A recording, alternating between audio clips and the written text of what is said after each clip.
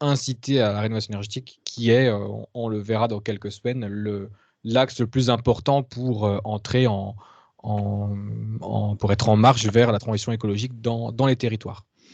Donc, on va commencer par une introduction de France Nature Environnement, hein, monsieur Michel Dubromel, et ensuite, nous rentrerons dans le vif du sujet pour parler de la rénovation énergétique des bâtiments publics et de la rénovation énergétique dans le cadre des bâtiments privés. Donc, durant le webinaire, n'hésitez pas à couper votre micro, sauf lorsque vous souhaitez poser une question. Vous avez l'occasion soit de m'interrompre pour poser une question précise sur ce dont on est en train de parler. Sinon, vous pouvez poser votre question dans le chat, hein, puisqu'il y a le petit bouton en bas au milieu, la petite bulle afficher la conversation. Donc à ce moment-là, vous pouvez directement écrire et c'est Léa Bano, donc d'Alteralas Énergie, qui prendra votre question, qui pourra vous répondre en direct ou bien qui m'interrompra pour y répondre en direct également. Il y aura différentes questions et n'hésitez pas à interagir dans le chat ou, comme je disais, à m'interrompre, mais tout le reste du temps, le micro peut être coupé pour éviter les différentes interférences. Donc bienvenue à toutes, bienvenue à tous au webinaire sur l'écosystème de la rénovation énergétique. Ici Richard Lemoine d'Alteralas Énergie. Monsieur Dubromel, bienvenue également. Je vous laisse la parole donc, pour l'introduction de France Nature Environnement. Oui, merci beaucoup Richard et Alter Alsace Énergie pour l'animation et l'organisation de ce webinaire. Je pense que parmi vous, beaucoup de personnes connaissent bien France Nature Environnement. Je pense qu'il est aussi important de rappeler notre engagement dans la transition écologique et énergétique, comme l'a dit Richard à l'instant, avant de rentrer, non pas dans le détail, mais dans les différentes composantes. Nous nous sommes rendus compte qu'il était important, entre nous, et puis pour tout le public auquel nous adressons, de bien prendre le temps, je dirais, de définir et de redéfinir la transition énergétique. Et donc, à ce sujet-là, nous avons édité une petite plaquette. Donc, si vous ne l'avez pas encore, vous pouvez la télécharger sur le site de FNE ou la demander à la personne qui vous a envoyé l'invitation pour définir ce qu'est la transition énergétique. Puisque trop souvent, c'était caricaturé par, allez, qui une éolienne, qui un panneau photovoltaïque. Donc, nous avons bien défini la transition énergétique pour FNE. C'est un bouquet de solutions commençant d'abord par la sobriété, et un bouquet de solutions énergétiques, que ce soit toute la palette d'énergie renouvelable, des éoliennes jusqu'à la méthanisation en passant par le photovoltaïque. Et il me semble important de bien montrer que c'est l'ensemble des solutions qui nous emmènent à la transition énergétique avec un choix, et nous l'assumons au niveau des FNE, c'est de tourner le dos résolument aux fossiles et au nucléaire, puisque ce sont des énergies du XXe siècle. Et donc, pour mettre en œuvre la sobriété, eh bien, un des éléments importants, un des outils les plus efficaces, c'est tout ce qui est rénovation énergétique des bâtiments. Et donc, voilà pourquoi, premier élément, sobriété, et comme brique importante, non pas la première marche, mais la grosse marche qui nous permet de construire notre stratégie de sobriété dans tous les domaines, et pas que dans l'énergie, c'est la rénovation énergétique des bâtiments. Et donc, je vous invite à participer à ce webinaire qui va être brillamment animé par l'équipe d'Alter Alsace Énergie. Merci, c'est bien gentil. Nous allons donc commencer tout de suite. Merci, monsieur Dubromel. N'hésitez pas également à nous interrompre lors de la présentation si vous avez des questions sur les différents sujets.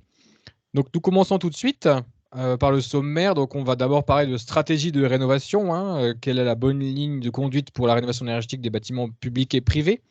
La rénovation thermique du patrimoine bâti, avec quelques, toujours en tournant autour du thème aujourd'hui, quelques liens et quelques références en termes de contacts d'acteurs sur le territoire français. On va prendre le cas concret d'une commune qui a rénové, avec quelle méthodologie et puis finalement quels résultats ensuite. On va ensuite passer dans une deuxième grosse partie qui est en fait l'incitation à la rénovation énergétique du patrimoine privé, donc le petit tertiaire et le résidentiel, puisque la part bâtiment du résidentiel est de la plus grosse part de consommation d'énergie aujourd'hui en France et d'émissions de gaz à effet de serre. On va ensuite avoir le cas concret d'une collectivité qui a mis en place un service complet pour inciter les citoyens à rénover. Et enfin, une conclusion, et tout ça ponctué de vos questions. puisque là, je ne vois plus, à partir de maintenant, plus le chat et plus les vidéos. Donc, si vous souhaitez les couper, c'est possible aussi, puisque normalement, tout le monde voit la projection du PowerPoint. Donc, Léa et Anne, n'hésitez pas à m'interrompre lorsqu'il y a des questions dans le chat qui sont en rapport avec la diapositive en cours. Donc, bonjour et bienvenue, nous sommes Alter Alsace Énergie, nous sommes une association à but non lucratif basée en Alsace et nous accompagnons les collectivités et les citoyens dans la réduction des consommations d'énergie grâce à la méthode donc, qui a déjà été décrite, sobriété, efficacité et énergie renouvelable par M. Dubromel, qui sont en fait les 3 briques à mettre en place, peu importe le thème. Là, on parlera aujourd'hui du thème du bâtiment, mais on pourra très bien parler du thème de la mobilité, l'agriculture, etc. Les 3 briques à mettre en place issues du scénario Négawatt, donc sobriété, efficacité et énergie renouvelable. Et on se concentrera aujourd'hui sur la partie efficacité. Et donc, c'est pour ça que nous avons l'habitude, dans la vie de tous les jours, d'être, on le verra, conseiller en énergie partagée, conseiller France Rénov', conseiller Air, Énergie, Climat, tout ça, qui sont des acteurs du territoire en Alsace et partout en France, que vous pouvez solliciter pour avancer dans votre rénovation énergétique ou dans votre stratégie politique.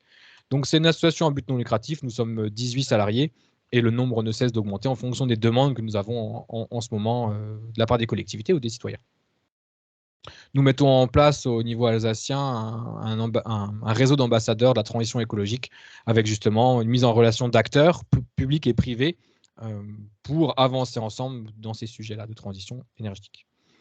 Donc nous serons 3 aujourd'hui d'Alter Alsace Énergie, donc Richard Lemoine, moi-même, coordinateur de l'équipe technique et conseiller en énergie partagée, Anne Villaume, qui est conseillère pour les collectivités, notamment sur la partie énergie renouvelable, et Léa Bano, qui est conseillère en énergie partagée. Donc je répète volontairement les différents mots et les différentes appellations en fait, de ces postes-là qui seront utiles tout au long du webinaire.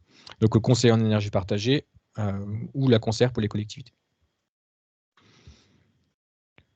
2 gros postes, donc la rénovation énergétique des bâtiments publics que vous avez sûrement déjà commencé et l'incitation à la rénovation énergétique pour les bâtiments privés. Comme on l'a dit tout à l'heure, donc on le verra lors du webinaire le 5 avril, on peut le dévoiler maintenant, vous avez pu vous inscrire aux 2 types de webinaires.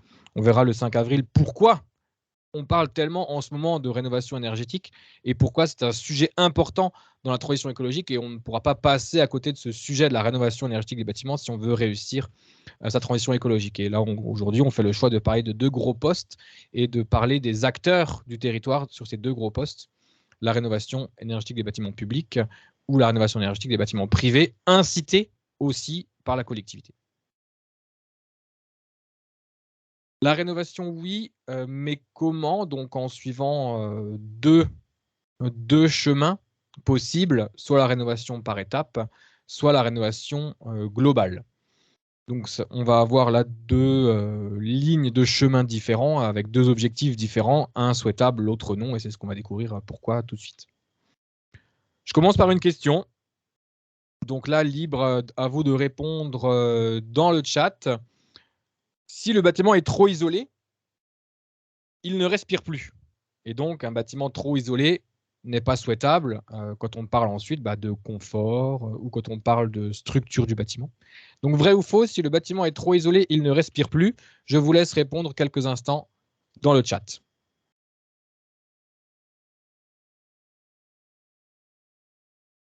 Nous aurons aussi, lors d'un webinaire, lors d'une troisième session de webinaire qui aura lieu cette année, tous les aspects techniques en fait, de la rénovation, pour ne pas se tromper, puisqu'on l'a dit, rénovation souhaitable et rénovation non souhaitable vont souvent avoir une frontière très très mince. Donc on voit que principalement la réponse est faux pour l'instant dans le chat, avec effectivement toute cette partie ventilation qui sera largement traitée, surtout dans la partie idées reçues, rénovation des bâtiments anciens lors du 3e webinaire. Donc effectivement, on fait un petit aparté au début, un petit aparté technique, mais j'aime bien cette question, même si là vous avez bien tourné autour de la question. Si le bâtiment est trop isolé, il ne respire plus. Il y a un espèce d'abus de langage à l'intérieur de cette phrase, puisque normalement, on devrait compléter la phrase avec « Si un bâtiment est trop isolé avec des matériaux étanches à l'humidité, il ne transpire plus ». Donc on a une phrase qui est complètement différente, mais qui, celle-ci, la phrase affichée là, est fausse en fait. Et la phrase, comme je l'ai dit juste avant, va être vraie, puisqu'un bâtiment étanche à l'air, c'est souhaitable, comme vous voyez sur la photo à droite. Un bâtiment étanche à l'air et perméable à l'humidité est souhaitable. Alors que quand vous voyez un bâtiment rénové, par exemple à gauche, celui-là est étanche à l'humidité. Là, ce n'est pas souhaitable. Cette photo à droite est assez sympathique, c'est la petite anecdote, puisque c'est la première photo que vous trouvez sur Google quand vous tapez isolation de murs par l'intérieur. Et c'est une photo qui cumule à peu près toutes les erreurs à ne pas faire dans un bâtiment public ou privé pour ne pas avoir des soucis après dans le bâtiment. Donc on détaillera un petit peu après cet aspect technique, mais c'est tout ça pour introduire le fait que la rénovation thermique, vous avez beaucoup d'idées reçues, vous avez beaucoup de phrases sur lesquelles on passe très très vite, qui pourraient vous faire dire à la fin des choses, comme si le bâtiment est trop isolé, il ne respire plus, ou alors la rénovation énergétique, c'est cher, ou la rénovation énergétique, ça détruit les bâtiments. Ces phrases-là peuvent être vraies dans certains cas, et bien sûr, ça va être tout l'objectif de la conception de votre rénovation, de ne pas tomber dans ces phrases-là et ne pas tomber dans ces cas. Tout d'abord, la rénovation par étapes. Et donc là, la très bonne transition, une rénovation par étapes. Comment est-ce que je vais la réaliser? Je vais faire un plan pluriannuel de travaux sur un certain temps. Hein. En tant que collectivité, vous avez peut-être déjà réalisé ce document-là, hein, qui est la prévision des travaux bâtiment par bâtiment entre aujourd'hui et 2050. Hein. C'est la première étape de réflexion qu'on peut avoir dans la rénovation énergétique. Donc, on va se dire, bon, bah, d'abord, je vais changer les menuiseries. Je vais faire venir un certain nombre d'artisans. Je vais dépenser un certain nombre d'euros, dans le petit sac d'euros, les petits artisans qui viennent ici travailler. Ensuite, pour passer à une étiquette, améliorer la performance énergétique de mon bâtiment, je vais changer de chaudière. Là, je vais aussi faire revenir un artisan et avoir un marché public et rénover mon bâtiment. Ensuite, je vais faire une isolation de toiture pour encore une fois refaire revenir. Et à la fin, je vais faire l'isolation des murs et justement ma ventilation ici qui est proposée double flux. Et là, je vais avoir des interactions qui vont commencer à se créer et des défauts au niveau des interfaces qui vont commencer à se créer au moment de la dernière brique. Si je n'ai pas fait attention à cette dernière brique avant. Donc là, je vais avoir des mauvaises jonctions entre l'isolation de toiture et l'isolation des murs. Je vais avoir des mauvaises jonctions entre les menuiseries et l'isolation des murs également. Ma ventilation, je vais devoir détruire des choses pour pouvoir l'installer puisqu'elle va s'installer dans les combles. Donc, je vais dégrader une partie de mon isolation de toiture. Je vais peut-être rénover encore, repeindre des choses à l'intérieur alors que je venais juste de rénover avant l'intérieur de mon bâtiment. Donc, on va avoir comme ça encore plus d'artisans qui vont venir et un peu plus d'euros qui va être dépensé. Ce qui fait qu'à la fin de ce bilan global là, qui aura pu durer 3-4 ans en fonction de votre programmation pluriannuelle de travaux, vous allez avoir mis un certain budget, vous allez faire venir un certain nombre d'artisans et vous allez prendre un temps long, dans cet exemple-là, par exemple 5 ans pour rénover le bâtiment étape par étape. Et ensuite, on va comparer ceci à la rénovation globale et voir les différents avantages et inconvénients. Ici, on le comprend bien, premier inconvénient, l'inconvénient technique. Puisque, en fait, si je veux vraiment faire cette rénovation par étape, au moment du changement des menuiseries, j'ai déjà prévu quels seront les matériaux pour isoler mes murs et quel sera mon type de ventilation. C'est-à-dire au moment où je commence mon changement de menuiserie, je sais déjà quel va être mon objectif dans 5 ans. Ça, c'est très compliqué à mettre en place puisque ce programme pluriannuel de travaux, il peut en venir en interférence avec plein d'autres choses au fur et à mesure de la vie de la collectivité. Et donc, on va avoir une incertitude entre le début des travaux et la fin, ce qui fait que le bâtiment, en fait, n'atteindra pas le niveau BBC, le niveau basse consommation, à la fin de mes travaux par étape. Ensuite, on le devinera, finalement, le fait de faire revenir comme ça plusieurs personnes, de refaire des échafaudages, de refaire des études en fonction des différents types de travaux, de revenir des fois sur les travaux parce que je vais installer une ventilation à l'endroit où j'ai isolé mes combles l'année d'avant, vont faire en fait en sorte que vous allez dépenser un montant d'argent qui va être plus élevé qu'une rénovation globale, par exemple. Et vous allez mettre un temps plus long. Donc, on va voir les avantages et les inconvénients à ce niveau-là. Donc, l'avantage de la rénovation par étapes, c'est que c'est simple à mettre en œuvre étape par étape. Je vais faire quelques fenêtres, je vais faire ma toiture, je vais faire mes murs, etc. C'est plus simple que de faire sa grosse étude de rénovation globale pour la lancer ensuite. On va répondre plus rapidement aussi aux problématiques de confort en faisant comme ça des travaux un peu plus rapides. Et on va avoir une solution moins coûteuse au moment des travaux, mais plusieurs fois. Alors, est-ce que c'est vraiment moins coûteux à la fin? C'est ce qu'on verra justement à la conclusion. Les inconvénients, on va avoir un enchaînement et une coordination des travaux difficile, puisque en fait, alors que les entreprises sont parties, on va devoir encore faire de la coordination avec elles pour les travaux à venir. On va avoir une difficulté pour optimiser les choix techniques, puisque dès lors de votre première rénovation, dans l'exemple changement des ouvrants, on devrait déjà savoir qu'est-ce qu'on fait au niveau des murs, ce qui est très compliqué. Et finalement, en cumulant plein de petits travaux, on sera plus cher qu'en ayant fait les travaux en une seule fois, plus cher sur la durée. Ça, c'est la partie à retenir pour la rénovation par étapes. Ensuite, la rénovation globale, hein, qui, comme ça, sur le dessin d'une seule flèche, je passe de mon bâtiment actuel à ma rénovation de BBC. Mais finalement, après justement retour d'expérience et après différentes études et surtout mesures sur le terrain, on voit en fait qu'un bâtiment basse consommation rénové en une seule fois va être plus performant qu'un bâtiment basse consommation rénové par étape, justement du fait que là, de façon globale, on peut voir très bien ensemble et tout de suite les jonctions entre les différents travaux en fait. On va faire venir les entreprises tous ensemble une seule fois, donc on aura une coordination de chantier qu'on va faire une bonne fois pour toutes. On aura décidé de tous nos travaux en un seul coup et finalement on aura pris moins de temps. Donc avantage de tout ça, une facture au niveau de l'investissement plus faible, une rentabilité plus élevée puisqu'on va réaliser tout de suite les économies d'énergie, des artisans qui vont venir sur le bâtiment mais qui vont venir qu'une seule fois et qui vont travailler tous ensemble, et moins de temps pour réaliser sa rénovation. Donc voilà, je les ai remis ici au niveau texte et ensuite vous verrez aussi avec les différentes sources pour pouvoir relire et regarder ce webinaire enregistré. Donc on va mieux coordonner ces travaux. On va obtenir aussi plus d'aide financière. Ça, c'est peut-être moins vu tout à l'heure, mais on pourra obtenir plus d'aide financière en fonction des appels à projets et des aides financières locales que vous pourriez avoir. On réalise plus rapidement des économies d'énergie et les économies financières. L'inconvénient, c'est que le coût arrive en une seule fois au début des travaux et qu'il est difficile de le répartir, à moins de prêts, de le répartir sur différentes années.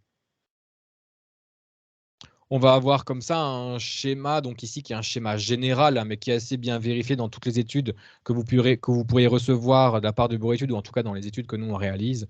C'est qu'on va remarquer que financièrement, une rénovation globale, coût de fonctionnement en chauffage, électricité, etc., coût de fonctionnement du bâtiment plus investissement cumulé, eh bien, dans la partie rénovation globale qui est représentée ici par la courbe verte, vous allez avoir un gros investissement au début, mais une courbe qui va être plate ensuite, puisque vous allez vous protéger de l'augmentation du coût de l'énergie, puisque vous ne dépensez très peu de kilowattheures, vous dépensez très peu d'énergie, donc l'augmentation du coût de l'énergie vous fera moins mal au niveau du budget qu'en rénovation par étape, où au début, je vais faire mon plan pluriannuel de travaux, je vais faire un travail d'ici 5 ans, un autre travail d'ici 10 ans, un autre travail ensuite d'ici 15 ans, et j'arriverai à ce moment-là à une courbe qui va être à peu près plate, en tout cas moins plate que la rénovation globale, puisqu'on considère que cette rénovation par étape est moins performante. Et donc, ce qui fait qu'au bout de 20 ans, vous êtes au-dessus du budget prévu, même avec une rénovation globale.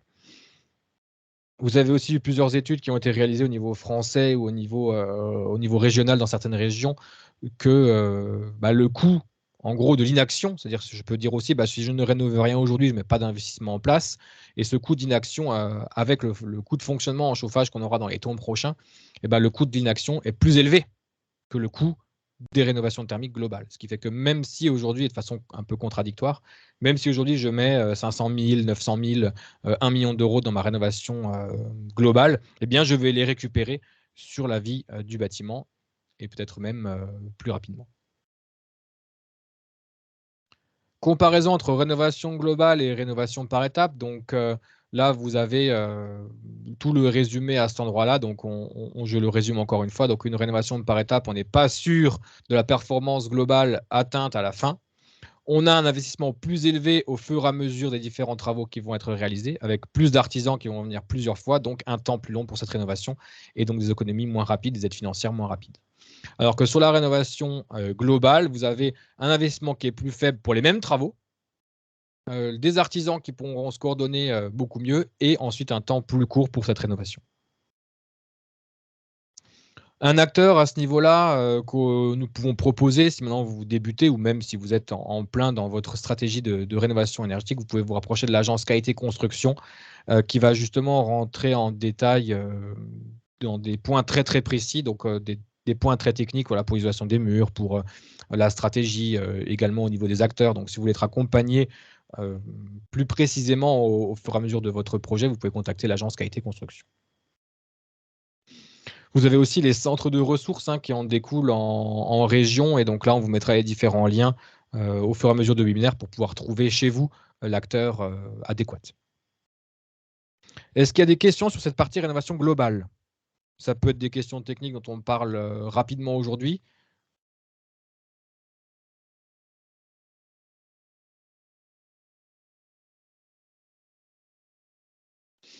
Il n'y a pas de questions sur la partie rénovation globale. Eh bien, je passe à la suite.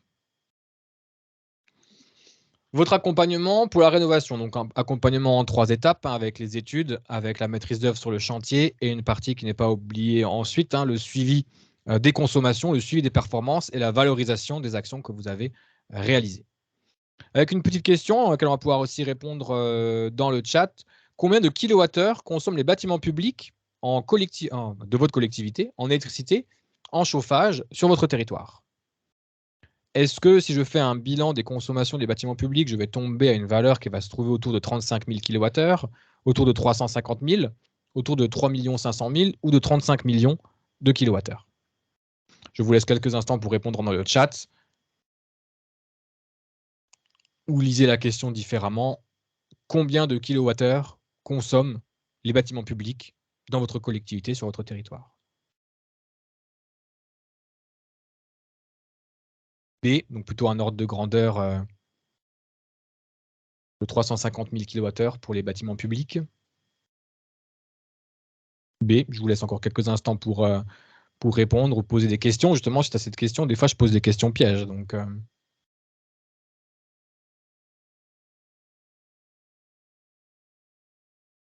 Léa et Anne, vous pensez plutôt C ou D ou Adeline?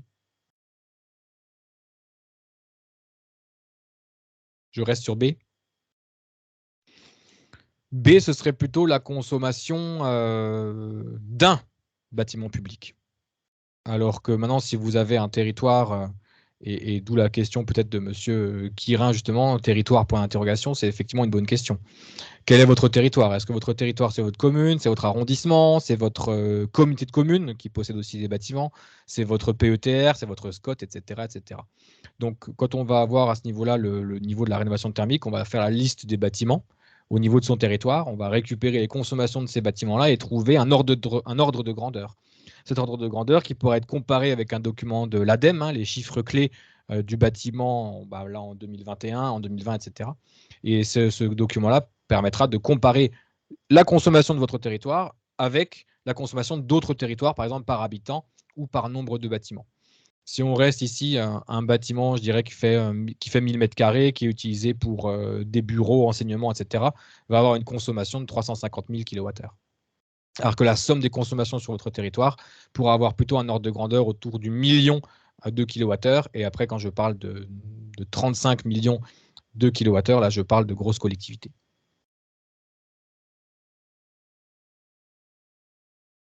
Richard, on a juste une question. Oui, alors je t'entends pas très bien, mais oui, je t'écoute. Ah oui, donc c'est une question. Est-ce que les immeubles en pierre de taille peuvent faire l'objet d'une rénovation totale? Alors, si la question est posée comme ça, on pourra dire oui. C'est-à-dire que si maintenant le bâtiment est en pierre de taille, donc ce sera là un gros point détaillé lors du webinaire numéro 3, hein, en fait, l'aspect rénovation thermique des bâtiments anciens. Mais la réponse sans suspense est oui, dans le sens où on pourra, s'il n'y a rien aujourd'hui de fait dans ce bâtiment, on pourra quand même diviser par 4 les consommations de ce bâtiment, et c'est ce qui est souhaité au niveau du facteur 4 et hein, au niveau du scénario négawatt, mais avec des techniques bien précises, avec des matériaux bien précis, et avec justement toutes les questions à éviter en termes d'idées reçues, comme tout à l'heure, le bâtiment ne va plus respirer, etc. Donc il va y avoir une conception du bâtiment à respecter pour que votre bâtiment ancien garde ce qu'on appelle un équilibre hygrothermique, donc ça veut dire que l'équilibre de déplacement d'humidité et de chaleur dans le bâtiment, pour ne pas avoir à le dégrader et garder le confort aussi pour les occupants. Donc le bâtiment en pierre de taille peut également faire l'objet d'une rénovation totale et avoir une division des factures nette. Au niveau de la rénovation des bâtiments publics, quelle démarche? Rencontrer si vous avez donc sur votre territoire un conseiller en énergie partagée. Donc ça, c'est une des questions aussi à se poser et qu'on pourra poser tranquillement aussi avec le petit quiz, Léa, que tu pourras mettre dans le chat. Est-ce que sur mon territoire, j'ai l'ingénierie financière, donc par exemple l'ingénierie technique, comme par exemple un conseiller en énergie partagée, qui peut m'accompagner dans ma démarche? La démarche du conseil en énergie partagée, c'est la suivante, hein, c'est de prendre votre bâtiment, d'y appliquer les principes de sobriété énergétique, d'y appliquer les principes d'efficacité énergétique. Donc en fait, c'est à ce niveau-là que s'intègre le webinaire, hein, faire un audit énergétique du bâtiment, proposer des travaux d'isolation avec tel ou tel matériau, Le bâtiment que vous voyez là, donc, qui est un bâtiment en grès sur lequel il y a une étude en ce moment pour justement pouvoir l'isoler et le rendre au niveau basse consommation. Donc ça, c'est tout à fait possible. Et en dernier lieu, énergie renouvelable. Pourquoi est-ce qu'on prend l'idée dans ce sens-là? On prend l'idée dans ce sens-là parce que grâce à la sobriété, vous faites des économies d'énergie sans investissement. On sait aujourd'hui qu'avec un investissement en termes de temps de travail, on peut réduire dans la totalité des bâtiments publics la consommation de 10%. Grâce à des réglages, grâce à des sensibilisations, grâce à des petits travaux, des suivis des consommations, en fait, on peut estimer que n'importe quel bâtiment public, aujourd'hui, on peut baisser sa consommation de 10% s'il n'y a pas eu de travaux de sobriété réalisés dessus. Ensuite, sur la partie efficacité, on table sur une division par 4 des consommations, là, grâce à des investissements de centaines ou de milliers de millions d'euros sur des travaux de rénovation énergétique. Et ensuite, la partie énergie renouvelable. Si je prends le sujet dans l'autre sens, comme on le voit beaucoup en ce moment, je vais installer des énergies renouvelables pour un bâtiment qui n'est pas efficace et pour un bâtiment qui n'est pas sobre. Ce qui fait que je vais installer beaucoup plus d'énergie renouvelable que prévu, que nécessaire, que ce dont on a besoin, pour des bâtiments qui ne sont pas efficaces et qui ne sont pas sobres. Et ce qui fait que voilà, on va installer des millions de mètres carrés de panneaux solaires photovoltaïques, etc. Alors que si on était parti dans l'autre sens, avec sobriété, efficacité et énergie renouvelable, et ben on peut se priver finalement d'un quart de l'investissement des panneaux solaires photovoltaïques prévus ou de mettre une chaudière bois d'un quart moins puissante parce que mon bâtiment a été efficace et sobre. Donc bien le prendre dans le bon sens permet en fait de contrer la remarque aujourd'hui l'écologie c'est cher. Il faut installer des énergies renouvelables et on ne peut pas se le permettre. Eh bien oui, si on part dans l'autre sens, qu'on installe des énergies renouvelables dans les bâtiments qui ne changent pas leur facture énergétique parce qu'ils ne sont pas efficaces et pas sobres, on pourrait tomber dans cette idée reçue-là. Alors quand on le prend dans le bon sens, ce ne sera pas le cas puisqu'on va dégager un budget grâce à la sobriété qu'on pourra investir dans l'efficacité, qui va nous refaire encore faire des économies d'énergie pour avoir un temps de retour et aussi de l'argent disponible pour les énergies renouvelables. Donc ça, c'est une démarche qui peut être mise en place au niveau de votre territoire grâce au conseiller en énergie partagée. Le conseiller en énergie partagée, c'est un poste qui est financé en partie par l'ADEME nationale et votre région, peut-être si vous avez ce dispositif-là au niveau de la région.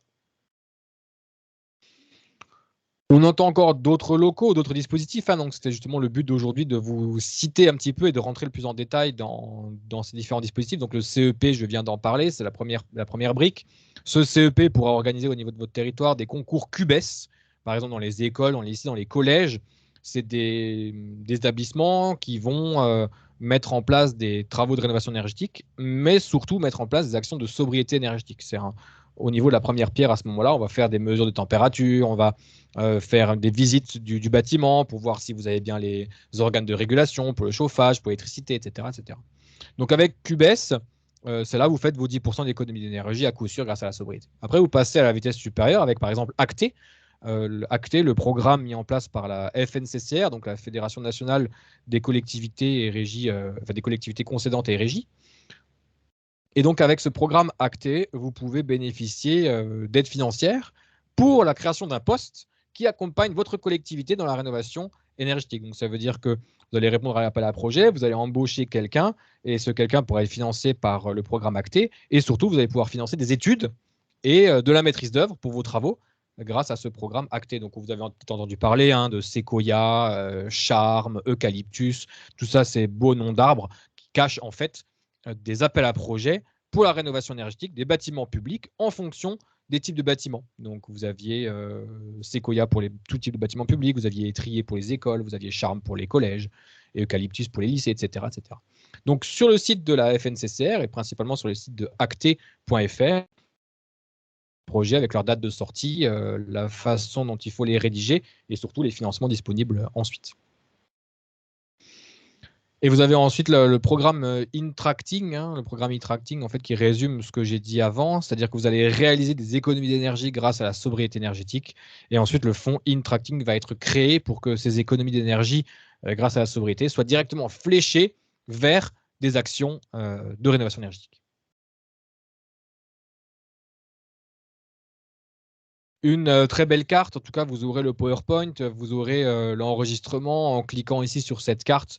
Vous allez pouvoir retrouver, en cliquant sur votre commune, sur votre territoire, quels sont les acteurs aujourd'hui qui réalisent le programme ACTE, quels sont les acteurs sur votre territoire qui réalisent le programme de conseil en énergie partagée. Par exemple, vous pouvez mettre dans le chat, hein, vous avez peut-être des collègues de collectivités pas loin de chez vous qui sont là au webinaire. Vous pouvez mettre dans le chat si vous connaissez déjà la structure sur votre territoire qui réalise le programme acté ou qui réalise le conseil en énergie partagée. En tout cas, cette carte, pour ne pas dire exhaustive, mais en tout cas pas loin, recense les acteurs qui peuvent faire le conseil en énergie partagée, en tout cas et le programme acté, en tout cas la partie ingénierie technique sur votre territoire. Sur la partie méthodologie, et après il y aura encore une petite partie questions. Méthodologie sur le territoire et aussi en fonction de où vous en êtes aujourd'hui. Hein, à partie questions, vous pourriez aussi faire un témoignage de ce que vous avez déjà réalisé aujourd'hui sur votre territoire.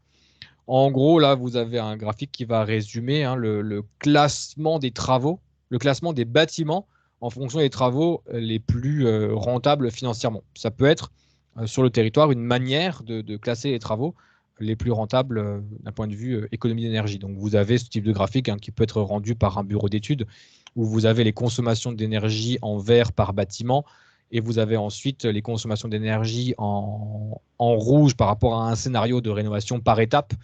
Et vous avez après en bleu la rénovation, la consommation d'énergie, en tout cas en euros, la dépense énergétique, avec la rénovation maximale ou complète de votre bâtiment. Comme ça, vous pourriez analyser et dire quels sont les bâtiments, ici, sont directement classés par le logiciel, les bâtiments les plus économes et les plus rentables à réaliser. Donc ici, pour cette commune qui a réellement existé, hein, c'est une étude qui a été rendue, la maternelle, la salle des fêtes, le presbytère, etc., etc. Ça peut être un type de classement à réaliser. Vous avez un autre moyen aussi, c'est le même graphique tout à l'heure dans la partie méthodologie, en fait, de construire votre plan pluriannuel de travaux avec des estimations d'investissement, des coûts réels de consommation d'énergie pour vos bâtiments, et vous arrivez ici, donc c'est un graphique réel hein, qui a été rendu à une collectivité, où vous avez en bleu l'inaction, l'actuel, en fait, la consommation énergétique actuelle de la somme de tous les bâtiments de la collectivité. Vous avez un scénario volontariste, hein, avec le scénario qui était prévu par les différents textes, par les élus, etc. Donc un scénario volontariste en rouge qu'on remarquera en fait qu'il est plus cher que si je n'avais rien fait. Donc là, on arrive en fait dans le cliché que j'ai cité tout à l'heure. L'écologie, c'est cher et il vaut mieux voilà, laisser comme ça, le fuel va redescendre, etc. Voilà, tout ce genre de discours qui était prévu en fait et que j'ai imagé là grâce au graphique en fait est représenté par la courbe rouge. Ce qui fait qu'en 2050 en fait j'arrive à la même dépense énergique que si j'avais rien fait. Là c'est vrai. Ensuite vous avez le scénario maximal, donc c'est la rénovation par étape. Hein. Là on fait la totalité des travaux possibles imaginables mais par étape. Et on arrive finalement aussi à une conclusion où en 2050 j'ai fait un petit peu d'économie par rapport à mon scénario réel, mais finalement pas tant que ça. Quand je prends après l'exemple de la rénovation complète, immédiatement, en faisant par exemple une rénovation de BBC une fois par an, j'ai un investissement au départ qui est beaucoup plus élevé que dans tous les cas, par contre qui va être lissé ensuite grâce aux économies d'énergie et on arrive là à des temps de retour. Par exemple, ici pour l'exemple de 15 ans, un temps de retour de 15 ans pour la rénovation complète des bâtiments publics, donc des 6 bâtiments publics qu'on a vu tout à l'heure. Et donc, c'est comme ça que par projection financière, ici avec une augmentation du coût de l'énergie de 5%, hein, qui reste assez optimiste finalement, on arrive à une rentabilité en réalisant de très gros travaux, si on veut appeler ça de très gros travaux, au niveau de la rénovation énergétique totale d'un bâtiment. Ensuite, une fois que vous avez fait ce travail-là sur tout votre territoire, donc sur la totalité de vos bâtiments, et que vous avez classé en fait les bâtiments les plus intéressants à rénover globalement, on va s'intéresser aux bâtiments. Pardon, il y a quelqu'un qui a allumé son micro, je crois que c'est pour une question. On va s'intéresser comme ça, bâtiment par bâtiment, pour en fait faire comme on a fait là, une répartition des pertes de chaleur par bâtiment. Mais ce que je voulais vous dire par là, c'est que ça n'a que peu d'importance finalement, ce genre d'études, puisqu'on va rénover la totalité du bâtiment. Donc, quand on a fait la partie financière et qu'on a classé les bâtiments les plus intéressants à rénover, sur un bâtiment, on va dire, voilà, on va utiliser ce qu'on appelle les solutions techniques de référence, qui sont des solutions proposées par bâtiment pour qu'ils puissent atteindre un niveau BBC. Et on va essayer surtout de réaliser la maîtrise d'œuvre et la coordination des travaux, plutôt que de dire je commence plutôt par les murs, par la toiture, par les ouvrants. Ça, c'est des questions aujourd'hui qu'on peut ne plus se poser. Quand j'ai choisi mon bâtiment, je le rénove d'un point de vue global et on va s'intéresser après à comment coordonner cette rénovation globale. Après, au niveau des aspects techniques, donc là, on a une diapositive qui renverra vers le webinaire numéro 3, qui se trouve être les aspects techniques d'une rénovation globale. À quoi faut-il faire attention? Un cas concret, hein, ce cas d'un bâtiment, peut-être que vous possédez également ce type de bâtiment dans vos collectivités, hein, donc le groupe scolaire avec l'école maternelle, l'école primaire, un bâtiment qui fait 1000 mètres carrés avec beaucoup de fenêtres, avec une construction en briques creuses, du double vitrage assez ancien, les volets de roulant comme vous l'avez vu, et puis une isolation des combles assez faible, 10 cm d'isolation dans les combles, juste déroulés comme ça par terre, et bien sûr sans ventilation.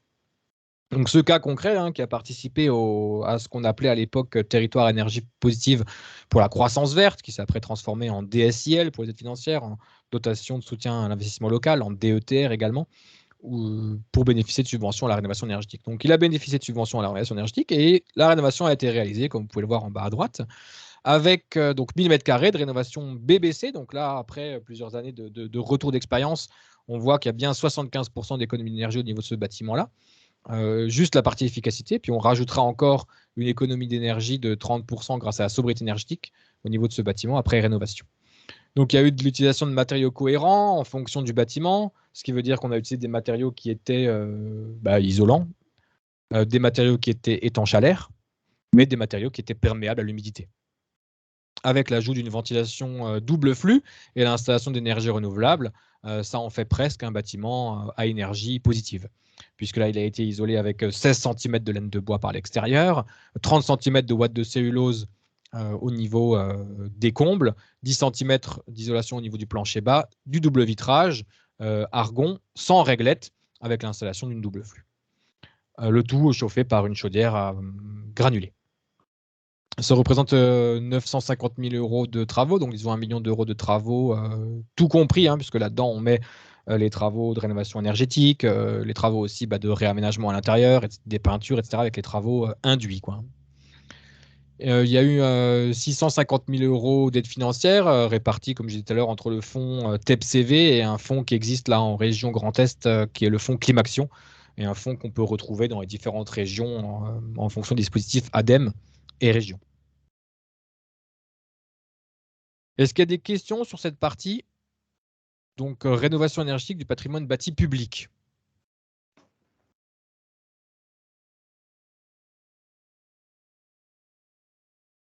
Des questions? Richard, Oui, oui, on a déjà eu quelques réponses au niveau du petit quiz que j'ai envoyé dans le chat. ok, ça marche. Je vais regarder tout de suite. Je vous laisse le temps de poser votre question dans le chat si des fois il y a besoin.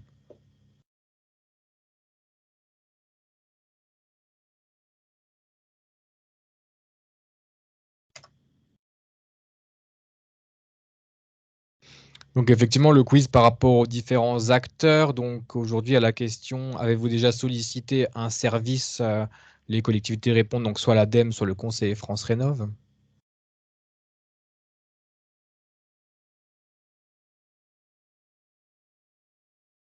Donc les participants ont plutôt pas eu l'occasion de participer à des projets de collectivité.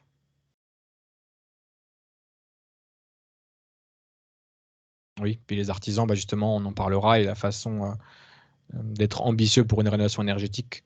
Aujourd'hui, j'espère avoir donné la réponse que l'ambition ne peut pas être en dessous d'une rénovation globale du bâtiment et immédiate, si on peut dire.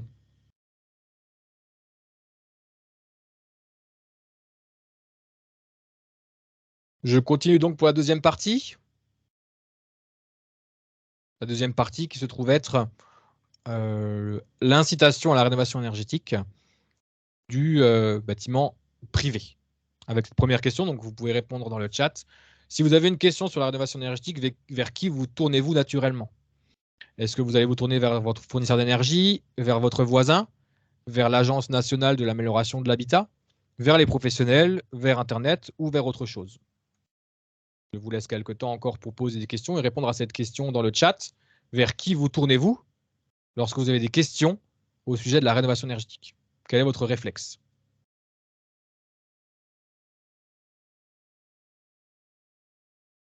Plutôt l'Agence nationale de l'amélioration de l'habitat, plutôt les professionnels?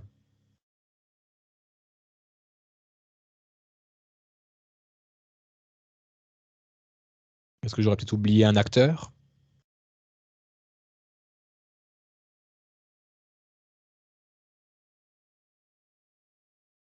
Ça marche. Donc là, c'est plutôt les professionnels ou l'Agence nationale de l'amélioration de l'habitat qui remportent les votes. On va parler du guichet unique. Le guichet unique étant un petit peu un concept pour dire il faut avoir un chemin précis dans la démarche de rénovation du patrimoine privé. En gros, répondre à la question qu'on a posée avant pour que les citoyens aient un réflexe d'appel vers des personnes neutres et objectives qui permettent vraiment de les accompagner au début de leur rénovation thermique. Donc en fait, cette question-là, je vous l'ai posée à vous, mais ça peut être très intéressant de la poser au niveau des citoyens ou au niveau des artisans dans votre collectivité, au niveau des entreprises. Vers qui vous tournez-vous lorsque vous avez une question sur la rénovation énergétique? Et à ce moment-là, construire un chemin avec cette réponse-là. Est-ce que ça va être plutôt une démarche qui va être au niveau de la communauté de communes, au niveau de la commune, au niveau du pays, au niveau du département, de la région, qui va être le guichet unique? En fait, c'est la question, qui va être le guichet unique au niveau de votre territoire? Et une fois que vous avez eu cette réponse, normalement, au niveau du guichet unique, il y a eu la construction d'un chemin pour les citoyens, pour les entreprises qui souhaitent rénover. On aura un exemple tout à l'heure. Aujourd'hui, l'État a eu l'ambition justement de faire un guichet unique avec France Rénov'. Vous avez peut-être déjà entendu parler donc, voilà, de ces conseillers France Rénov' qui sont disséminés un petit peu partout sur le territoire, qui vont prendre des appels, qui vont prendre des rendez-vous et qui vont accompagner ou rediriger les citoyens ou le secteur privé vers le bon chemin de rénovation. Sachant que France Rénov' va peut-être s'arrêter avant la fin de l'année, l'objectif aujourd'hui des collectivités, c'est de mettre en place ce guichet unique et ce chemin pour que les privés soient guidés et accompagnés au niveau de leur rénovation.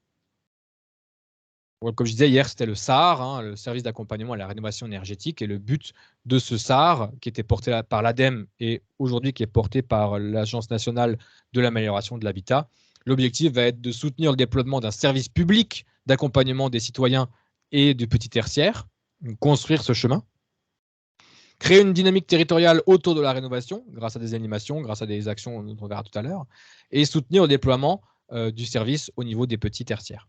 Aujourd'hui, la question se pose très clairement, en 2024, dans ma collectivité, vers qui je peux renvoyer le privé pour qu'il soit accompagné au niveau de la rénovation. Alors peut-être vous avez déjà aussi, comme je demandais tout à l'heure, des structures France Rénov'. Si vous les connaissez, mettez-les directement dans le chat pour orienter aussi les différents intervenants, les différents participants. Qui est mon conseiller France Rénov'? Si aujourd'hui je n'ai pas de conseiller France Rénov' sur mon territoire, comment je crée ce service en collaboration avec l'ANA? Comment je crée ce service pour que mes citoyens puissent être guidés au niveau de leur rénovation énergétique? Alors je dis citoyen, mais par citoyen, il faut comprendre secteur privé. Donc les conseillers France Rénov', hein, ils ont cette mission justement de prendre les personnes qui souhaitent rénover au tout début. Ils vont avoir l'objectif de les orienter techniquement. Quel choix de matériaux, quel choix de professionnels, analyse des devis des professionnels, exigence de la commande privée. Hein, les citoyens ils vont demander une rénovation performante, une rénovation globale, tout comme on l'a vu avant. Donc cette demande aujourd'hui au niveau du privé, elle n'est pas claire non plus. Quand un citoyen souhaite améliorer le confort dans son bâtiment, par où je commence? Par où il commence? Est-ce qu'il commence par les aides financières? Est-ce qu'il commence par le technique, etc. Ça, c'est des questions qui vont pouvoir être répondues par le conseiller France Rénov'.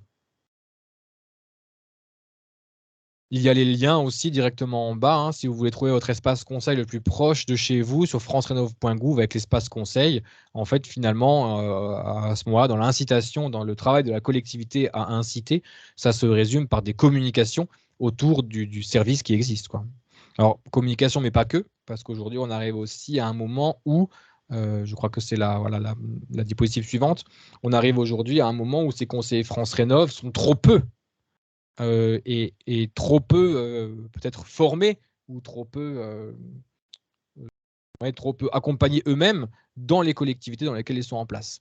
Donc là, la collectivité, elle a une double action, dans le sens où si elle n'a pas de conseiller France Rénov', c'est presque indispensable au niveau de la partie transition écologique d'avoir un service France Rénov', en tout cas d'avoir un service d'accompagnement à la rénovation énergétique sur son territoire, c'est indispensable.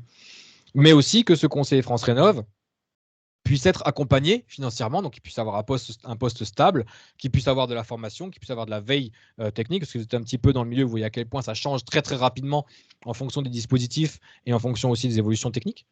Donc un conseiller France Rénov, si vous en avez un, le former, rendre un poste attractif et aussi accompagner ces postes dans vos territoires pour qu'on ait un service public de qualité finalement pour les citoyens et le privé. Le conseiller France Rénov, en tout cas les conseillers que vous allez choisir dans vos collectivités auront forcément, enfin en tout cas on l'espère pour une bonne transition écologique, à donner des conseils neutres et objectifs. C'est-à-dire que la question au tout début qui était posée, en fait, vers qui vous tournez-vous lorsque vous commencez une rénovation énergétique, lorsqu'on va se tourner vers les professionnels, lorsqu'on va se tourner vers les fournisseurs d'énergie, on peut ne pas recevoir des conseils neutres et objectifs et avoir tout de suite une orientation vers une rénovation énergétique, alors qui peut être tout à fait souhaitable, mais comme on le voit aussi souvent, vers une rénovation énergétique qui sont peu cohérentes avec le type de bâtiment et peu cohérentes aussi avec vos souhaits à vous en tant que privé, quoi. L'objectif aussi de ce conseiller France Rénov, ça va être d'augmenter l'exigence de la commande privée, hein, puisqu'aujourd'hui, quand on parle de rénovation énergétique, on le sait bien qu'on peut mettre un petit peu tout dedans, hein. Si on considère que l'isolation à 1 €, c'est de la rénovation énergétique, voilà, c'est peut-être le cas. On peut considérer que la rénovation globale est une rénovation énergétique. Là, on est peut-être déjà plus en cohérence avec les objectifs et avec les lois qui sont proposées, quoi. Donc, l'augmentation de l'exigence de la commande privée et de la commande publique aussi, en passant par des formations, de l'accompagnement, le conseil en énergie partagée. Ça, c'est vraiment une grosse partie finalement, parce qu'on peut se dire la chose suivante, on peut se dire je ne peux pas rénover parce que je n'ai pas l'offre en face, ou je ne peux pas rénover parce que je n'ai pas encore d'exigence. Ça, c'est tout à fait possible aussi. Donc, à retenir, bien identifier son guichet unique. Si je suis une collectivité, mon guichet unique, c'est le conseil en énergie partagée. Si je suis un citoyen, le guichet unique, c'est mon conseiller France Rénov. Et après, le chemin est construit. Et si le chemin n'est pas construit, c'est là où il y a tout un travail au niveau de la collectivité de construire ce chemin sur son territoire. Restez toujours sur des conseils neutres et objectifs et augmenter l'exigence de la commande privée et publique. Je suis toujours dans le paragraphe incité à la rénovation énergétique. Je sais quelle rénovation je veux faire. Je sais que je vais faire une rénovation globale cohérente avec mon bâtiment qui respecte la biodiversité, qui respecte aussi l'aspect esthétique de mon bâtiment, qui est en adéquation avec la rénovation énergétique et les économies d'énergie. Je peux faire appel au secteur privé qui va ensuite réaliser en fait des devis, réaliser la maîtrise d'œuvre, réaliser les chantiers. Et vous avez au niveau national, hein, c'est quelque chose qui existe au niveau national, le programme DOREMI, qui va en fait accompagner la collectivité ou ici accompagner le secteur privé ou accompagner la collectivité à mettre en place un service à destination de ses citoyens. Donc là, on est sur un acteur qui va former les professionnels, qui va accompagner la collectivité sur la création de son chemin, appel téléphonique, un rendez-vous, une visite sur place, cette visite donne lieu à un diagnostic qui donne lieu à des aides, etc. Donc tout ce chemin-là va pouvoir être créé par cet acteur DOREMI. Vous voyez là quelques petits points jaunes, hein, c'est les structures DOREMI qui ont égrené au niveau français. Peut-être êtes-vous sur un de ces territoires qui est mis en jaune. À ce moment-là, vous avez le lien en bas à gauche, rénovationdoremi.com/fr, et à ce moment-là, vous trouvez l'acteur le plus proche de chez vous. Vous avez aussi donc les sociétés de tiers investissement. Donc là, on est toujours dans le bon sens de la démarche, hein. J'ai un service France Rénov. Ce service France Rénov peut solliciter DOREMI pour former les professionnels et aider la collectivité à construire un chemin. Je suis un citoyen, je rentre dans ce chemin et ensuite j'aimerais investir pour rénover mon bâtiment. Je peux faire appel à une société de tiers financement au niveau de la rénovation énergétique. Ça veut dire que je vais payer cette société tous les mois un certain loyer, et la société en question va mettre en place ma rénovation énergétique et va mettre en place le prêt et les aides financières qui vont me permettre de réaliser cette rénovation énergétique. Donc là, vous avez différentes structures auxquelles on peut faire appel pour mettre en place les aides financières, pour construire les dossiers d'aide financière et pour construire la rénovation globale de mon bâtiment. Ce qui fait que là, en suivant le chemin qu'on est en train de suivre là, à toutes les étapes, on peut être accompagné. Conseiller France Rénov, DOREMI, et ensuite les différentes structures là sur le territoire.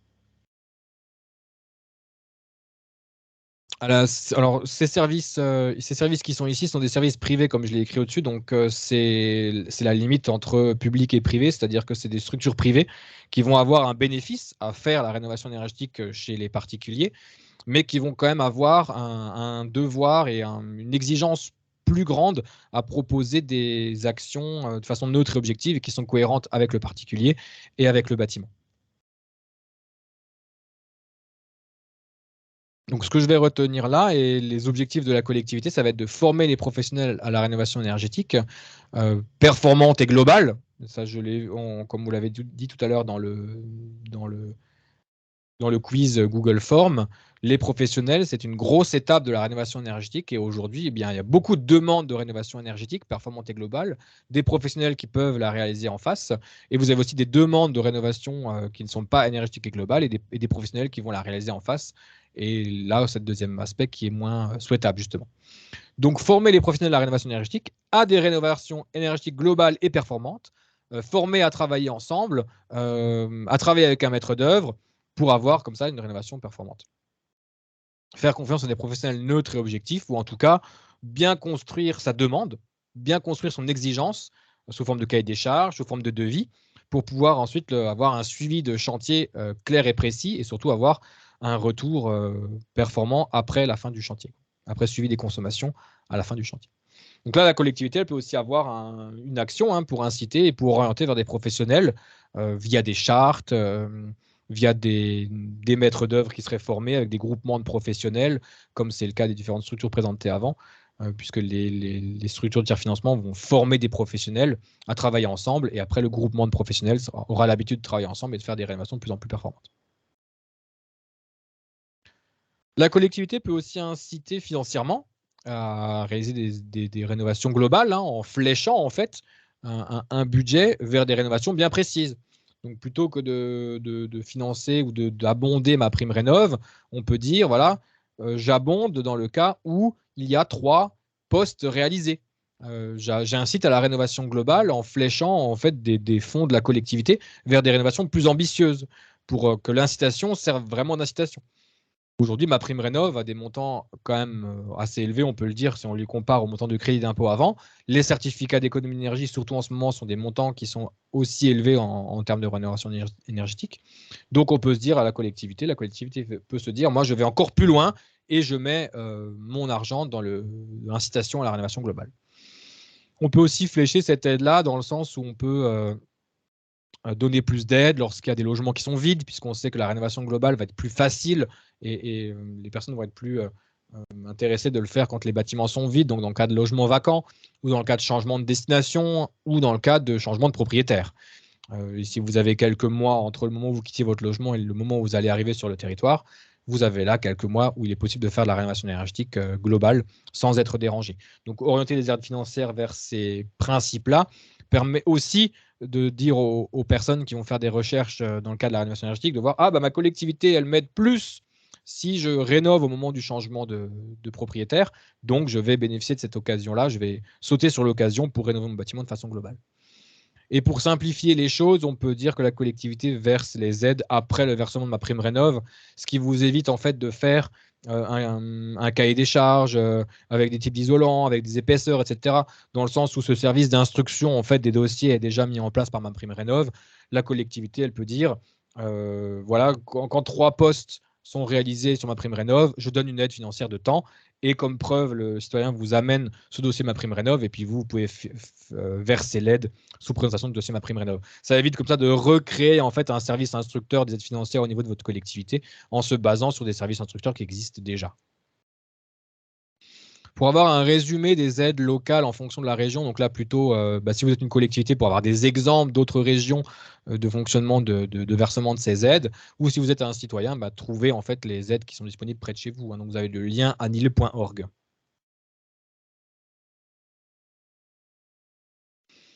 Comment donc je vais inciter avec l'aide financière? En simplifiant les demandes d'aide, en ne recréant pas un service instructeur avec un énième dossier, parce que quand on regarde les dossiers certificats d'économie d'énergie ou quand on regarde le dossier ma prime rénov', c'est quasiment les mêmes types de dossiers, mais à créer 2 fois. Donc pour chacun des services, pour les aides privées et pour les aides publiques. Donc votre service à vous serait bien qu'il ne rajoute pas une couche au niveau des aides financières. Mettre en place des aides pour la rénovation globale. Donc, si vous avez un budget à flécher en ce moment pour la rénovation énergétique, fléchez-le sur la rénovation globale plutôt que sur la rénovation par étape, ou en tout cas sur ce qu'on appelle des monopostes de travaux. mettre en place les aides lors d'aménagement, de déménagement, de changement de destination, etc. Parce que la conclusion qu'on a aujourd'hui, c'est que les aides servent principalement au financement des systèmes de chauffage. Et comme on l'a vu tout à l'heure, sobriété, efficacité, énergie renouvelable, ben aujourd'hui, on va peut-être plus financer à travers MaPrimeRénov' des travaux de changement de chauffage que des travaux de rénovation performante. Donc ça, c'est un constat qui est fait dans quelques territoires. Ce n'est peut-être pas le cas partout, mais en tout cas, ce constat-là peut être analysé sur votre territoire parce que vous avez la possibilité de récupérer en fait les montants de travaux sur votre territoire, les montants sollicités au niveau de MaPrimeRénov'. Ça, en allant voir votre DDT qui aurait ces informations-là, vous pourrez voir en fait quel type de travaux est fait sur votre territoire. Est-ce que c'est plutôt des travaux de chauffage, plutôt des travaux de rénovation ou alors des simples changements de fenêtres, hein. C'était les conclusions sur certains territoires aussi, où les aides servaient au changement de fenêtres et au changement de chaudière gaz, qui sont les deux travaux les moins intéressants quand on parle de rénovation thermique. Donc ce fléchage des aides financières, c'est aussi important pour solliciter, enfin pour inciter vraiment dans le bon sens. Inciter la rénovation énergétique, ça passe aussi par l'animation sur le territoire. Aujourd'hui, on pourra rencontrer beaucoup de citoyens ou des collectivités qui n'ont pas connaissance en fait de ce service d'accompagnement. Et pour faire connaître ce service d'accompagnement, il y aura de la communication à mettre en place. Alors, vous avez déjà vu de la communication à la télé, France Rénov' mise en place par l'État, vous avez vu des communiqués de presse, etc. etc. Mais la communication qui marche le mieux, c'est quand même la communication locale, appuyée par la communication nationale, mais c'est bien la communication locale. Parce que tout à l'heure, à la question posée, qui vous a été posée, donc vers qui je me tourne pour des questions de rénovation énergétique, l'étude de l'Observatoire national de la rénovation énergétique montre qu'en fait, je ne sais plus si c'est 50-60% des réponses étaient je demande à mon voisin. Donc, quand j'ai un problème de rénovation énergétique, je demande principalement à mon voisin et ensuite je demande au fournisseur d'énergie. C'était les deux premières réponses qui étaient apportées. Donc, on se dit qu'au niveau de la communication locale, si maintenant je vois que ma Comcom, ma commune se charge de l'animation et de questions de rénovation énergétique globale, eh ben, je vais avoir ce réflexe plus simple de me tourner vers quelqu'un qui est de plus en plus local et donc d'appeler ma collectivité qui pourra soit me répondre tout de suite, soit m'orienter vers le conseiller France Rénov', etc. Et là, on reboucle le chemin qu'on a vu jusque-là. Le conseiller France Rénov', la société de refinancement, etc., etc. Les professionnels formés. Donc l'animation, en fait, c'est quelque chose qui n'est pas négligeable et qui est extrêmement important au niveau local. Ça affirme déjà au niveau de la collectivité qu'on souhaite investir et qu'on souhaite parler de ce sujet-là. Vous allez aussi mobiliser les professionnels puisque vous allez organiser les animations avec eux. Donc ça permettra comme ça un lien entre citoyens, professionnels et collectivités, un lien qui est souhaitable pour que l'exigence de chacun augmente, que ce soit les citoyens, la collectivité et les professionnels. On va pouvoir présenter les services et comme ça faire connaître finalement le service local d'accompagnement à la rénovation énergétique. Donc à retenir de tout ça sur la partie incitation et communication et animation, donc beaucoup communiquer, valoriser les actions faites, donc ça veut dire que dès que vous avez fait vous une rénovation, dès qu'il y a un citoyen qui a fait une rénovation, on valorise avec des articles, avec des vidéos, avec des posts sur les réseaux sociaux, etc. pour avoir un bruit ambiant mais pas dérangeant, hein, un bruit local et intéressant au sujet de la rénovation énergétique. On va aussi mettre en valeur comme ça la collectivité, le service, les professionnels qui auront travaillé sur le chantier et les citoyens qui auront fait ces travaux. Et ça montrera comme ça que la rénovation énergétique globale est souhaitable et on montrera comme ça les avantages et non les inconvénients. On montrera les avantages de la rénovation énergétique globale locale et simple.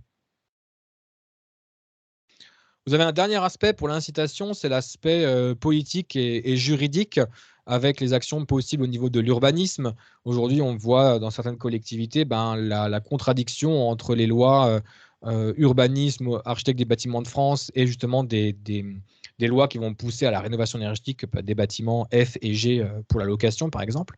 Et donc, on va d'un côté dire voilà, non à la rénovation et de l'autre côté, on vous oblige à rénover.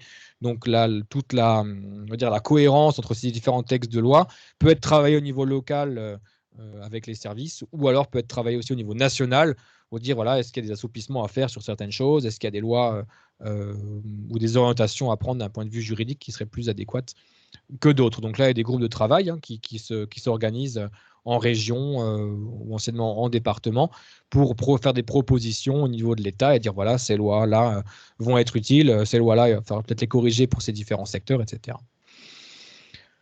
On a là aussi une grosse problématique puisque la loi, la réglementation environnementale pour la construction vient de sortir là en 2020, qui oriente en fait la construction vers un bâtiment positif, un bâtiment à énergie positive. Par contre, la rénovation thermique, la réglementation pour la rénovation thermique, c'est encore celle qui date de 2005, avec des exigences qui sont quand même très très faibles. Donc, si on veut faire une réglementation thermique, si on veut faire une rénovation thermique aux normes aujourd'hui, ce n'est presque pas une rénovation souhaitable pour demain, quoi. Donc, cette réglementation thermique, ça vaut aussi le coup de la revoir pour faire une réglementation thermique rénovation beaucoup plus ambitieuse et au niveau de la réglementation thermique de 2012, en fait, hein, qui mettait les bâtiments construits au niveau BBC, mais il faudrait aujourd'hui mettre les bâtiments rénovés tous au niveau BBC pour atteindre les objectifs négawatts ou en tout cas les objectifs de réduction des consommations à 2050. Le plan climat permet d'encourager tout ça, hein, puisque quand vous êtes accompagné pour la construction de votre plan climat, le bureau d'études pourra proposer un objectif chiffré de rénovation dans votre plan climat du genre 10 logements. Alors 10, on va parler là d'une collectivité qui va peut-être 10 000 habitants. Donc en fonction voilà, du nombre d'habitants, on va aussi avoir ce nombre-là qui augmente. Mais disons 100 logements par an rénovés au niveau BBC. Ça peut être un objectif qui est inscrit au niveau du plan climat. Et ça mobilise la collectivité pour trouver ces logements, faire les études, trouver les professionnels, trouver, etc., toute la chaîne pour y arriver. Donc, insérer des objectifs chiffrés dans le plan climat est aussi un bon moyen d'augmenter les motivations à la rénovation thermique.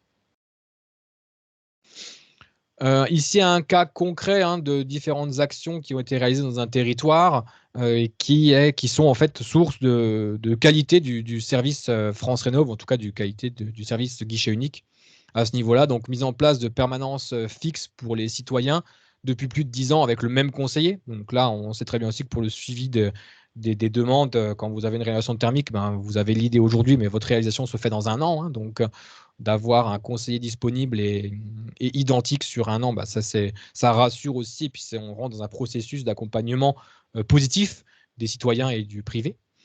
Réalisation d'une animation au moins par mois au sujet de la rénovation énergétique est réalisée par la collectivité, donc sous forme de conférences, de Facebook Live, d'articles, de visites de sites, etc. Donc là, pour toute la partie animation. Mise en relation avec les professionnels RGE, donc à travers, encore une fois, des animations, mais aussi à travers des courriers et des accompagnements. Aujourd'hui, vous avez beaucoup de professionnels qui sont sollicités pour monter de dossiers d'aide financière qu'ils ne peuvent pas réaliser parce qu'ils n'ont pas le temps déjà de réaliser leurs actions techniques de rénovation, qui ne peuvent pas en place mettre à côté un service pour le montage de dossiers d'aide. Donc là, une bonne mise en relation entre les professionnels RGE et les personnes qui peuvent monter des dossiers d'aide financière, c'est quelque chose qui fait gagner un temps considérable. La mise en relation de la collectivité avec les professionnels de l'immobilier indirect, donc qui ne sont pas des professionnels RGE, les banques, les notaires, les agences immobilières. Là, on a un exemple qui a été réalisé dans plusieurs collectivités qui fonctionne très très bien. C'est au moment de l'achat d'une maison sur votre territoire. Vous avez la commune qui peut préempter, vous avez le notaire qui fait un compromis. Et en fait, à chaque achat, la collectivité envoie aux citoyens ou aux privés, l'artisan par exemple, envoie un courrier comme quoi il existe ce service de guichet unique sur le territoire et qui peut en prendre contact avant d'acheter définitivement le bien ou avant de s'installer sur le territoire. Et comme ça, on prend la personne qui arrive au moment où elle arrive, justement, au moment où elle va déménager, au moment où elle est le plus encline à faire une rénovation globale. Mise en relation avec les artisans, donc on l'a dit pour le petit tertiaire, parce que c'est des bâtiments qui consomment aussi, qu'il va falloir rénover. Et à la fin, la mise en place d'une méthode de prise de contact et un maillage du parcours technique et financier du citoyen. Donc ça, c'est extrêmement important. Et c'est un travail. C'est un travail qui est compliqué à réaliser et qu'il faut réaliser sur son territoire. C'est le citoyen par où il rentre, à qui il pose la question, avec qui il est accompagné d'un point de vue technique, avec qui il est accompagné d'un point de vue financier, etc. Et en fait, pour toutes ces questions, il y aura une réponse et un acteur en face. Donc on a donné aujourd'hui quelques exemples d'acteurs. L'Agence nationale de l'amélioration de l'habitat qui va avoir des délégataires au niveau des territoires, le service d'Orémi, on va avoir les services de tiers-financement de la rénovation énergétique. Donc ça, c'est des acteurs vers lesquels on peut renvoyer, des acteurs neutres et objectifs vers lesquels la collectivité peut renvoyer pour l'accompagnement des citoyens. En conclusion de tout ceci, est-ce qu'il y a tout d'abord des questions sur la partie incitation ?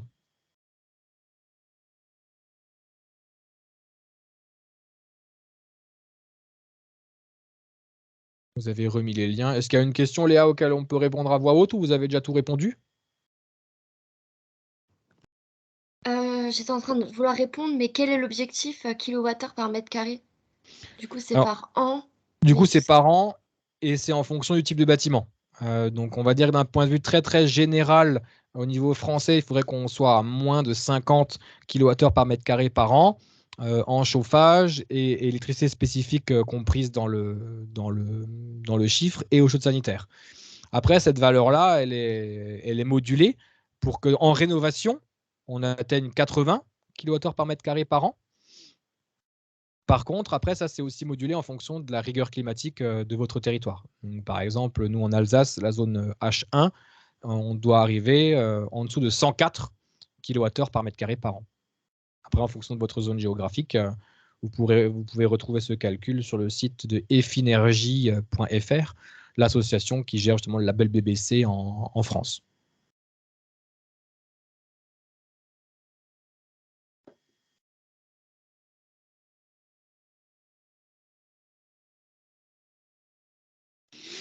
Donc en conclusion, comment inciter la rénovation? Mettre en place un guichet unique. Alors, encore une fois, un guichet unique, ce n'est pas un guichet qui fait tout.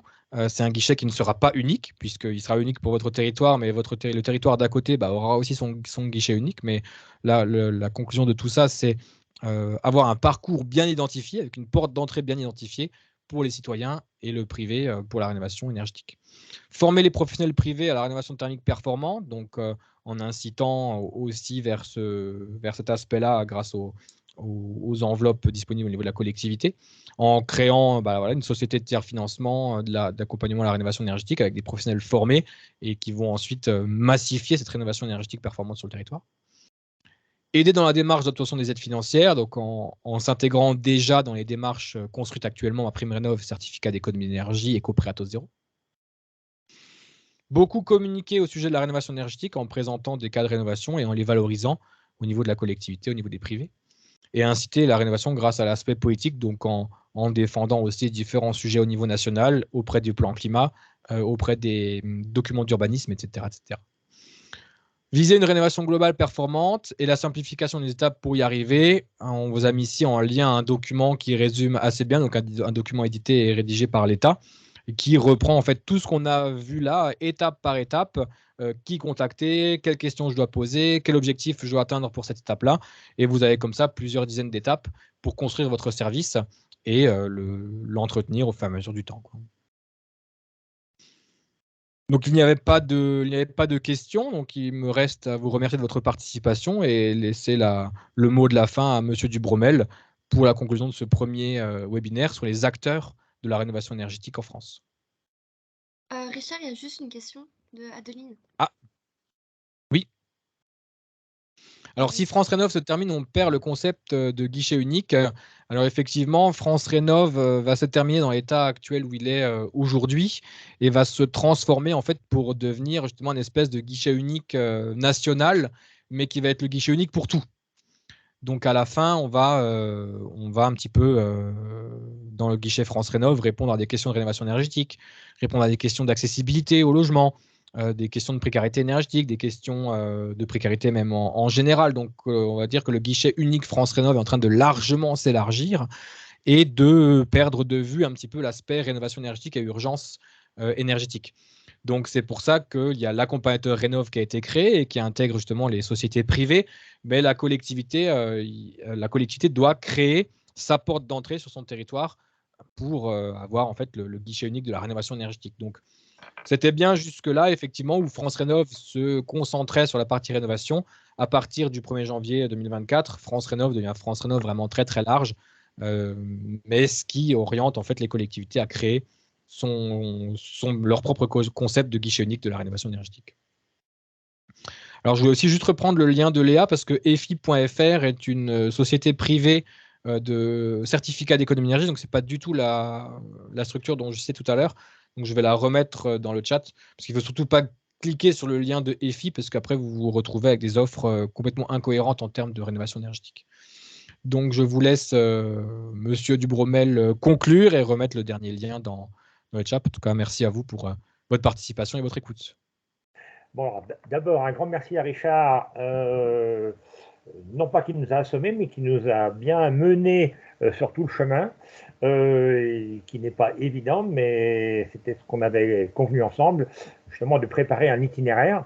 Alors, comme vous l'avez bien vu dans les annonces, on n'a pas voulu vous assommer en une seule journée, hein, donc on répartit plusieurs séminaires, 2 qui auront lieu ce semestre, puis d'autres au deuxième semestre. Et nous avons aussi traité quelques cas particuliers, entre autres les questions posées tout à l'heure sur la rénovation de l'ancien. Donc voilà, on n'en est qu'au début et on procède étape par étape, avec surtout, comme Richard l'a voulu, un accompagnement, un échange de questions. Donc évidemment, je confirme que à la fois la présentation vous sera transmise, l'enregistrement aussi vous sera transmise, et nous sommes évidemment en train de préparer donc les webinaires suivants. Donc n'hésitez pas, parce que c'est volontairement qu'on vous a laissé un temps pour assimiler tout ce qui a été transmis aujourd'hui, mais n'hésitez pas justement à poser des questions directement à la réflexion ensuite. Alors, j'aurais dû lui demander à Richard telle question ou telle question. Donc, n'hésitez pas à poser des questions. Et puis, puisqu'on vous a déjà annoncé les prochaines sessions, vous pouvez aussi nous soumettre des sujets. Peut-être qu'on n'a pas tout prévu, hein, qu'il y a certains points qu'on peut encore préciser, éclaircir et autres pour préparer les prochains webinaires. Donc, justement, c'est un petit peu le but de l'opération, de procéder par étapes. Ça nous permet ainsi de préparer, d'affiner, de mieux répondre aux questions.